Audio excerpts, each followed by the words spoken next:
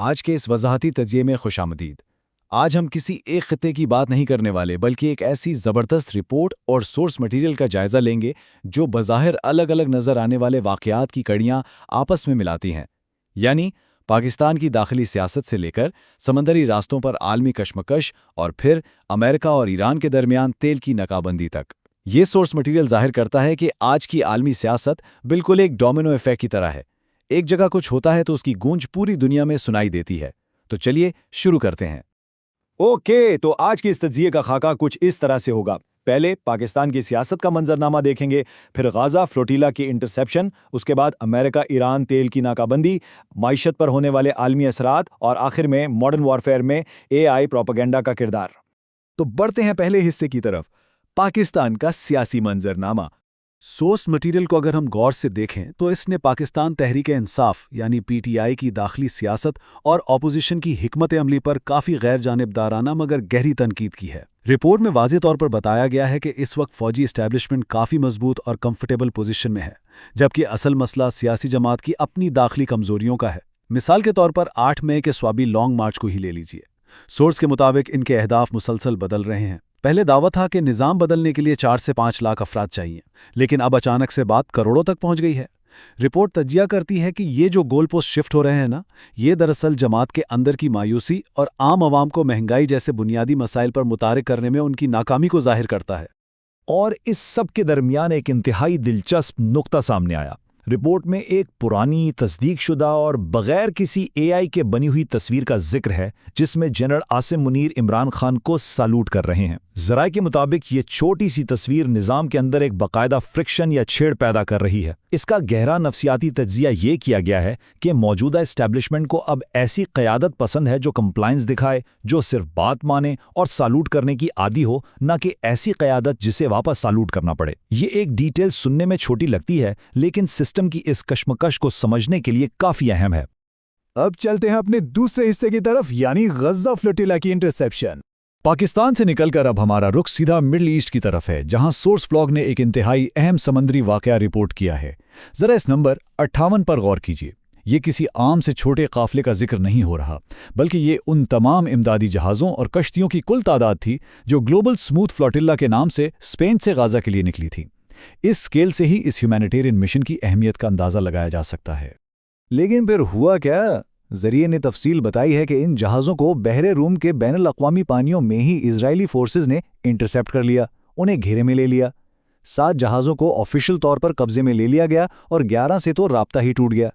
یاد رہے کہ ان کشتیوں پر دنیا بھر سے آئے ہوئے ہیومن رائٹس ایکٹیوسٹس اور امدادی کارکن موجود تھے۔ اب یہاں سورس کا واضح دعویٰ یہ ہے کہ اس لیول کی بولڈ کارروائیاں صرف اس لیے ممکن ہو رہی ہیں کیونکہ اسے امریکہ اور خصوصاً ڈونلڈ ٹرمپ کی جانب سے مکمل اور بے روک ٹوک حمایت حاصل ہے۔ یہاں سے ہم تیسرے حصے میں داخل ہوتے ہیں، جو کہ امریکہ اور ایران کی تیل کی ناکابندی سے متعلق ہے۔ اب آتی ہے لفظوں اور دعووں کی اصل جنگ۔ سورس نے امریکن سیاسی بیانیہ اور ایرانی معیشت کی لچک کا بڑا زبردست موازنہ کیا ہے۔ ایک طرف ڈونلڈ ٹرمپ کی یہ پریڈکشن تھی کہ ناکابندی شروع ہونے کے صرف 3 دن کے اندر ایران کی تیل کی پائپ لائنز اندر کے دباؤ سے پھٹنا شروع ہو جائیں گی، لیکن اس کے بالکل برعکس ایرانی عہدیدار محمد باقر قالیباف نے کاؤنٹر کلیم کیا۔ انہوں نے واضح کیا کہ 3 دن تو کب کے گزر گئے اور کچھ نہیں ہوا، اور ان کے مطابق ایران اس سسٹم کو 30 دن یا اس سے بھی لمبی مدت تک آسانی سے سسٹین کرنے کی صلاحیت رکھتا ہے۔ اس دعوے کی بنیاد آخر ہے کیا؟ اگر ہم نمبرز کو دیکھیں تو ذریعے کے مطابق ایران اس وقت روزانہ 35 لاکھ بیرل تیل نکال رہا ہے۔ اگر وہ اسی کرنٹ رفتار سے چلتے رہیں تو ان کے آئل ٹینکرز میں 4 سے 6 ہفتے تک تیل سٹور کرنے کی گنجائش بچتی ہے، لیکن یہاں ان کی گیم پلان سامنے آتی ہے۔ اگر وہ اپنا آؤٹ پٹ تھوڑا سا کم کر کے 30 لاکھ بیرل روزانہ پر لے آئیں تو وہ اس سٹوریج کیپیسٹی کو سٹریچ کر کے 3 مہینے تک لے جا سکتے ہیں۔ تو ایسنشلی اس کا مطلب یہ ہوا کہ ناکابندی سے کوئی فوری کولیپس نہیں ہو رہا، بلکہ ایران نے ایک لمبا سروائیول پلان سیٹ کر لیا ہے۔ اور اس حکمت عملی میں جغرافیہ یعنی جغرافی کا سب سے بڑا کردار ہے۔ سورس کی جغرافیکل انالیسس دیکھیے۔ امریکہ کے بحری جہاز گلف آف عمان کے کھلے پانیوں میں موجود ہیں، جہاں اتنے وسیع رقبے کو پیٹرول کرنا لٹرلی ایک عذاب اور مشکل کام ہے۔ دوسری طرف ایران کے پاس اسٹریٹ آف ہارموز جیسا نیرو اور ہائیلی کنٹرولیبل چوک پوائنٹ ہے۔ وہاں سے وہ چھوٹے ہتھیاروں کے ساتھ بھی کسی بھی موومنٹ کو آسانی سے چوک کر سکتے ہیں۔ تو جغرافی اس جنگ میں واضح طور پر ایران کو ایک بہت بڑا اسٹریٹجک ایج دے رہی ہے۔ اور ویسے مزے کی بات یہ ہے کہ اس ناکہ بندی کا اثر صرف سمندر میں نہیں بلکہ خود امریکہ کے اندر واضح محسوس کیا جا رہا ہے۔ رپورٹ کے مطابق U S secretary of defence Pete Hegseth کو کانگریس میں باقاعدہ گرل کیا گیا۔ وجہ وہی پچھلے دعوے تھے جہاں پورے کانفیڈنس سے کہا گیا تھا کہ ایران کی ایٹمی صلاحیت کو مکمل طور پر تباہ کر دیا گیا ہے۔ تو نیچرلی کانگریس نے سوال اٹھایا کہ اگر وہ ٹوٹل وکٹری حاصل ہو گئی تھی تو اب اس نئی ناکہ بندی کی ضرورت کیوں پیش آ رہی ہے؟ یہ سٹیٹمنٹس کا تضاد خود پالیسی میکرز کے لیے سردرد بنا ہوا ہے۔ چوتھا حصہ، عالمی معاشی اثرات اور اتحادیوں کا نقصان۔ دیکھیں، ریجنل جنگ کا اثر کبھی صرف اسی ریجن تک محدود نہیں رہتا۔ سورس کا یہ بڑا ہی اہم کلیم ہے کہ اس عالمی کشمکش کا سب سے بھاری بل دراصل امریکہ کے اپنے اتحادی چکا رہے ہیں۔ مثال کے طور پر رپورٹ کہتی ہے کہ جرمنی کی معاشی ترقی آدھی رہ گئی ہے۔ یو کے میں دی انڈیپینڈنٹ نے یہاں تک کہہ دیا ہے کہ سپلائی چینز اتنی بری طرح معطل ہیں کہ آنے والے 2 ہفتوں میں سپر مارکیٹس کی شیلفز بالکل خالی نظر آ سکتے ہیں۔ اور فرانس، اٹلی، اسپین کی مثال لے لیں، وہاں ٹورزم اور اکانومی دونوں شدید نقصان میں ہیں۔ سوچئے، ایک ایسی کشمکش جس کا ان ممالک سے ڈائریکٹ کوئی تعلق نہیں، وہ ان کی اکانومی کو بالکل ہلا کر رکھ رہی ہے۔ اور آخر میں پانچواں حصہ، جدید جنگ میں اے آئی پروپیگنڈا کا کردار۔ یہ سب سے فیسینیٹنگ پوائنٹ ہے۔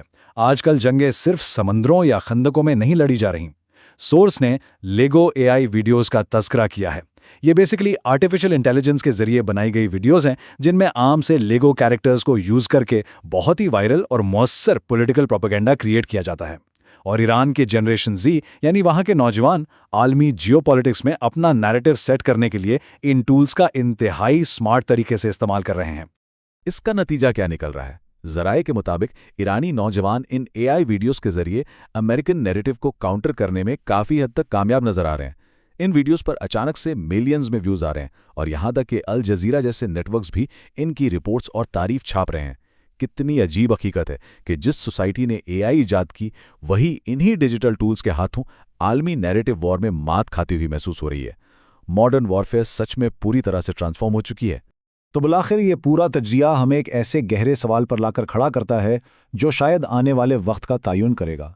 ایسے دور میں جہاں معاشی ناکہ بندیاں اور اے آئی پروپیگنڈا مل کر جدید تصادم کی تعریف ہی بدل رہے ہیں، وہاں عالمی طاقتیں ان جنگوں سے آخر کیسے نمٹیں گی جو ایک ہی وقت میں ڈیجیٹل سکرینز اور فائنینشل مارکیٹس پر لڑی جا رہی ہیں۔